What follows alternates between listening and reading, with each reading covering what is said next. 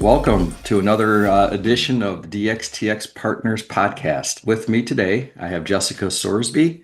She is our Vice President of Operations and Compliance at DxTx. Jessica, welcome. And we're going to take a chance for all of our internal and external people to get to know a little bit more about you and what you do for DxTx. So let's start out. Give us your background. How did you arrive here? So what was your journey? Yeah. I guess my journey into healthcare started when I was 18. This was on the height of 9/11. So a lot of patriotism back then. I joined the military and it was purely only because I wanted to serve my country. It was 2004, and one of the jobs that I got aligned with in the military when you first join, you pretty much get a list of jobs that you qualify for based on your scoring. One of them was healthcare, and the job specifically was for an emergency medical technician. Nobody in my family was in healthcare at that time, so I was like, oh, okay, let me try that. So I became an EMT in the Air Force, and I got to deploy.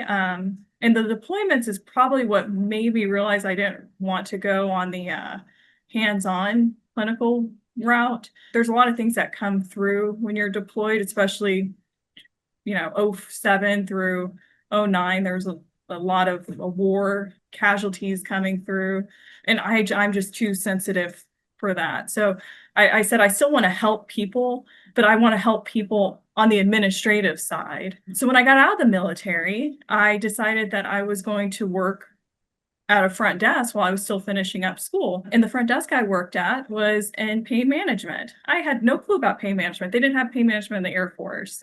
Their pain management in the Air Force was Tylenol. So you took Tylenol, that's it, you're cured of everything. Nowadays, they had pain management in the Air Force, so it's did a reverse there. So I started working on a front desk, and I was like, okay, I learned about insurances. I learned about revenue cycle management. I did well enough at my role that my practice manager said, here, why don't you take on doing medical legal? And I didn't understand what that was. So it was handling liens, calling patients, and following up with attorneys and all the medical legal aspect of healthcare. From there, I was like, okay, this is definitely the route I want to go. And luckily, it aligned with what I was going to school for at that time. So I ended up leaving working at a front desk to join Humana because I was like, okay, well, let me see if this side of healthcare is what I wanted to do. And at Humana, we did a lot with pretty much marketing and sales, more so there, getting people on the right plans, especially Medicare Advantage plans. So I learned a lot about how carriers operate. When I was working there, my old doctor that I used to work with at the pain clinic said, hey, I'm branching off. We're starting our own practice. We want you to come back and be our office manager. So I was like, oh man, this is a great opportunity. So that's what I did. I left Humana and I went at the startup pain practice, not knowing what to really expect. They ended up having an ambulatory surgery center that they completely bought out so that they owned it fully. And after 3 months, they said, hey, you know what? You would be great as the administrator of this ASC. So at this time, I was 26. I've never ran an ASC ever before. So I was like, you know what? Sure, let me do that. Let me go over here and see what's going on. I think I was more terrified of nurses. I worked with nurses as an EMT, but when working with nurses as an ASC administrator, when you're young and you're not a nurse, that's really intimidating. So I had to figure out a way to navigate this so I didn't have a huge walkout and I could get through inspection, and because they were due for inspection when I first took them over as well. So I think that's when I kind of learned how to interact with people. And I think what got these nurses to work with me was I part of my mentorship was, my mentor used a lot of humor because he always noted if people like you, they'll go a longer distance for you. So I'm like, okay, how do I get people to like me? I have to brush up on my humor. I have to be funny somehow. I have to work beside them. And when you're not a nurse and you're working beside nurses, there's a way you can still nurses love it when you're like, here, I'm going to go grab that patient out of the lobby for you. Oh, here, I can do vital signs. They love it when other people are contributing because they work very hard. They're usually doing every single thing. So when I came in there as an ASC administrator, I was like, you know what? I'm going to learn what you guys have to do every day because I want to make your lives easier. And I think from getting on the floor and doing it with them, it allowed me to be more successful in that role. So then fast forward, I worked with the practice for 7 years and then transitioned over to becoming just an ASC administrator of I think it was a 7 OR, 2 procedure room, freestanding ASC, which freestanding ASCs are their own beast, especially when they have ownership from multiple physicians. So you're dealing with multiple specialties, multiple personalities too. So that taught me a lot working with different specialties, different physicians, different ownership and how they wanted things ran for just their specialty versus that specialty. From there, I ended up jumping over here back into pain management at DxTx. It's a little bit different than what you do as an administrator, but it's also little bit of the same because I know what they are going through every day. I've been through transactions. I know the due diligence process, the burden it is on an admin. So when I came over to this side, that was one of the first thoughts I had is how do I make this less burdensome for the administrator so they don't feel how I felt when I was also going through the transaction process. You're still running a clinic and you're having to do all of these due diligence, turning in documents, turning in, basically a looking under the hood at everything. So I try to incorporate that into everything I do. How can I make our administrators' lives easier? And that's probably been my philosophy this whole time. Nice, nice. That background, so much hands-on, so much touching different parts of the business. That makes more sense to me now. Why you seem to know everything about the operations of a practice. Fast forward a little bit for what you do with DxTx as VP of Operations and Compliance. I know one of your key roles is when we are get a new affiliate or we're evaluating affiliate to join our network. You're going in and you're taking a look at their ops and their compliance. Are there certain things is there a theme of things you routinely see that are obstacles or things that we know we can go in and improve when we're evaluating or have a new practice? So one of the huge items that I probably do in my free time is I like reading HHS when they come out with this doctor's been prosecuted for this practice has been prosecuted for that. Then I kind of see exactly what CMS is looking at. And those ends up being the first things I look at when I go into a practice too. 3 big areas that they're always looking at: urine drug screens, DME, if they're doing any dispensing. And the other one is pretty much anything that relates to kickbacks, which could be anything. The front desk, if I'm watching them and they're not collecting copays, that may not seem like maybe a one-time thing, but in the eyes of the carriers too, that could be seen as a kickback if you're collecting the patient's cost sharing portion. So when I watch things, I kind of key in on certain, and they can seem minute. They didn't collect a copay. Okay, do they always not collect a copay? Do they always just do they write it off on the back end? Those would be some of the things I'll look more into as I observe these practices. And durable medical equipment, the proof of delivery form has to have all these little components on there. And it's almost like they want I gotcha. You didn't have this on here, and it's something so minute, but like the address, you have to have the exact address of where you're dispensing. You have to have the exact CPT code of what you're dispensing. The patient has to be aware of their supplier rights. So those are things that I'll look at for that. Urine drug screens, that is huge in interventional pain management.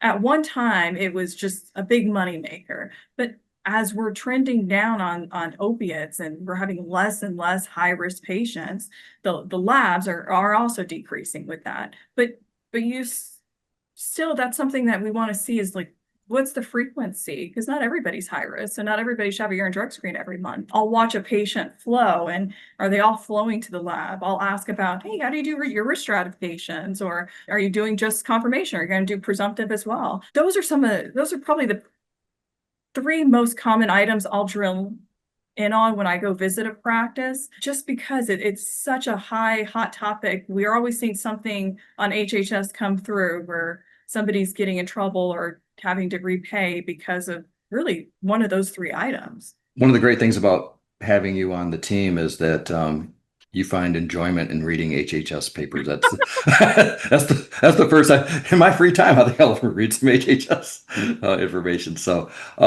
with that comes a lot of detail, right? So as we expand, we have more and more, we're 60 plus clinics now. And with all that detail, you can't do this all alone. It's not all Jessica. You have a team, you have people that are doing that. And with some of those are tough conversations, either operationally or compliance, and just a lot of volume. How do you keep your people engaged, motivated, excited about what they do? So I used to hate having hard conversations. I would avoid it, which I think everybody does not want to have a hard conversation. Nobody wants to go to somebody and say, you didn't do a good job at this. And I think this is probably from some of the mentorship I've had over the years, because again, I was a 25-year-old administrator. I made a ton of mistakes, but I was never made to feel like I was a failure. So I always think about that too. Okay, how do I have somebody improve so that we're meeting our mission goals here without completely demotivating them? So that I still have to address things out front, so I can't avoid things. But I found that if I don't want to say I sandwich, hey, you do a good job at this, let's work on this kind of compliment, but here's what you need to work on. I try to and go at it head on and put in humor in it. So the biggest thing is people innately want to do a good job. Nobody wants to fail. So if somebody had made a mistake or they didn't do something, usually it's because they didn't know they had to do it or they forgot. And we need to have a system in place around them to make them successful. So I always take it, if somebody on my team is not performing well, I take it as though I did not give them a system or support structure in place to allow them to have those times that you're going to forget something. Well, I forget things, but you create a system that helps remind them. I usually come into it with, hey, we need to create a better process so that we don't forget to do this, or we need to do this in the future. How can we create something together so that we don't forget these things? Then it gets them more engaged, like you're right, let's create something, because if I'm forgetting, somebody else is going to forget too. I think that's a huge one, is we addressing issues with, we need to create a system so that we don't have these issues, you don't forget, we don't have these mistakes. And then also incorporating some humor into it too, because again, nobody wants to do a bad job. Everybody wants to do a good job. And you want to recognize them for the little things they do, because especially when you're saying, hey, this didn't come across well, we need to improve on this. It can weigh some people down. People take criticism hard on themselves. I think the more that we put systems in place to support, and the more we just say, hey, you do a really great job at this, I'm horrible at that, give them some funny story of something I failed horribly at so that they don't feel too horrible about mistakes they've made, and then we just move on together. I think when you do it like that, we're a team. We're gonna support each other. I think I'm going to help you out a little bit here. I think you do a wonderful job of catching people doing things right and then recognizing the little things. I repeatedly notice a lot of leaders don't recognize when somebody does something, even the little things well, but you'll consistently say, hey, let's send them a note. Let's send them a thank you note. Let's put together a little gift bag, or send some internal reward program points to somebody. That takes effort and, paying attention to what's going on around you. So I notice that's one way I see your team engaged and recognized. Kind of shifting gears just a little bit here for kind of the future at DxTx and in your role. What are the things that you're most excited about, like over the next year and a half? Oh gosh, I am super excited about AI. And it's not even so much AI is going to take jobs or anything like that. There is so many nuances, so many manual processes that would get resolved with AI. And this is people that are getting frustrated, people who get burnt out. We can literally resolve all of that with certain AI functions that we can incorporate. There's a lot of components, compliance components to the AI that would make my job a lot easier. For example, when we do coding and documentation audits, we're going back to these clinicians and we're saying, hey, you got to document this, you got to document this. If you don't, they may call back in the future. That's a lot of pressure we put on our clinicians right there, because they're like, what happens if I forget? Who's catching? And the issue is sometimes there isn't somebody that's catching it. Sometimes you won't know until 3 years later when they do an audit and they're asking for a callback. There's AI now that's available to prevent that, to help these clinicians document what's needed to get paid on something and not have a callback risk in the future. That is the most exciting part about being at DxTx is because we want to stay ahead of the times. Not only do we want to stay ahead of the times with AI, we want to stay ahead of the times with clinician satisfaction. I think the more healthcare progresses, the less and less we see our clinicians as people and we see them as commodities. And the one thing I really enjoy about DxTx is our clinicians are not commodities.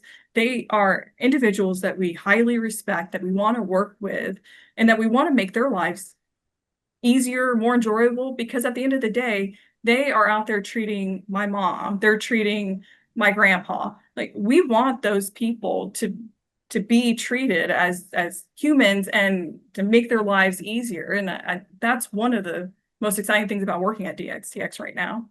Yeah, couldn't agree more. Couldn't agree more. Yeah, a lot of neat things on the horizon. And I think as long as we have continue with that collaborative alignment with our physicians and our physician leaders, we're on the right path for sure. Speaking of just leadership in general, I've been fortunate over the last 3.5 years to see you continue to grow as a leader. That's a continuous process that's been going on for several years. You talked about starting at 25 in leadership roles. Can you talk a little bit about like who have been influential to your development, either externally or even here at DxTx over the last 3 years? So of course at DxTx, Mike, it's going to be it is so we pull things from different people that we're like, they do really good at this. I'm going to pull from that. One of the things you're really good at that I've never had this in any of my mentors before is your background with people, with your background being a therapist and understanding and how to read people and how to handle certain conversations. That's helped me grow in my emotional maturity, not taking things so personally, understanding the psychology behind why people may have certain reactions to things. That I pull from that because I've never had that before at a mentor. I've had physician mentors who taught me how to lead through humor, taught me how to treat physicians like we noted. I mean, treat physicians like individual people, don't treat them like commodities. At the end of the day, this is what we want as physicians. Having somebody who will just give you that censored feedback into how physicians think, especially early in my career, having that insight has been truly valuable. So, I mean, I will always note that two of my earliest mentors in healthcare has been, Dr. Jeff Buckholter and Dr. David Fairley. Both of them brought me under their wings in my mid-20s, gave me this opportunity to not only learn management and business and interventional pain management, but also gave me the opportunity to have failures.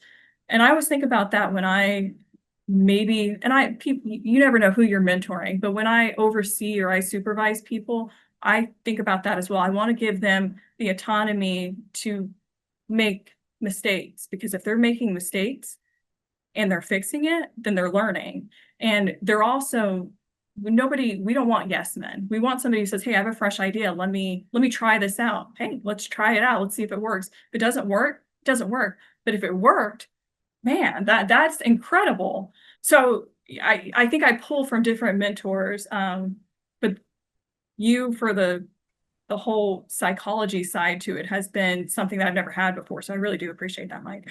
Oh, you're welcome. Thank you. It's great seeing your development. And also, even from my end, I've been in leadership for a long time. When we run across those physician leaders that also have that business acumen and that emotional intelligence, besides the clinical intelligence they have, that's unique. So it's neat that you were able to and have that in your development with Dr. Buckalter and can't remember the other guy. Fairly, yeah, that's fantastic. And I think we're really fortunate at DxTx with Dr. Ramesh Gaith and Dr. Shio Patel. I think they have those same qualities too. And I learn from them definitely every day. Outside of the leadership development, one of the things that I think is important with anybody that has a lot on their plate, which you do, is when we balancing that work life. I know that's a kind of a cliche, work life balance, and everybody works hard. You work very hard, but when you have that time off, your weekends or your vacation time, how does Jessica recharge? What are some of your hobbies? What are the things that you do to get away, just refill that cup so that you're ready to go? So one of the things I there's a lot of anxiety that you can have, especially if you're not prepared for your day. And you can carry it into the weekends too, because you can just sit there and brew on it. Not a big fan. Even though I'm prior military, I'm not a huge fan of like really exercising, but exercising really does like really just lowers everything and really helps you focus and unwind. So morning walks is something that I just do religiously now. I can walk, I can clear my head. I feel relaxed when I come back to it. That is something I do. I will, I'm in Florida, so there's always outdoor activities. I'll do paddle boarding, hikes with my kids. Just trying to I feel like when you're outside and you get the fresh air, that just really helps reset things and get you refocused. I think the other thing too is that helps me recharge. And this is kind of maybe counterintuitive. If I just, even on weekends, if I can just glance at my email for 5 minutes, clear out anything, read it, clear it out, I'm not coming in on Mondays feeling stressed that I now have all these emails, and most of them could be junk that comes in on the weekend. But just seeing that my inbox is not, it's things I just need to follow up with. It's not, 50 unread messages that I haven't even scanned through yet. It's surprisingly that helps me recharge because I know exactly what I'm walking into. I'm not feeling stressed or anything over the weekend thinking about it. So it's a little counterproductive, but it does help with my work-life balance, just always keeping a little bit of a pulse. So I'm not too anxious returning and seeing a full inbox. Got it. Got it. I might take that advice because I don't do that. And then I walk in Monday morning, it's like, oh man. Um, so as we wrap up, just a couple more things about Jessica Sorsby. Favorite vacation spot? Ooh, I would say I really enjoy going to, my sister lives in Seattle, Washington. I actually really enjoy going out there because I'm go from 100 degrees to cloudy 50 degrees. And there's a lot of things to do out there. It's just polar opposites in terms of geographic, and then it's polar opposites and weather and just what's available. I would say that would be my favorite vacation spot. Yeah, if you're ever looking for some clouds, cold, snow, come visit us in Michigan. That's definitely polar opposite of Florida. Favorite food, favorite restaurant that you like to go to, or favorite type Uh, of food? how, yeah, probably Mexican in any Mexican restaurant. They'll all Awesome. be my favorite. All right, you're in Pensacola, Florida. Yeah. Best thing to do if somebody's heading to Pensacola. I think I had to do this when we had a site, when we had people come here for a meeting. And then Owen's like, what do you do there? I'm like, let me Google this.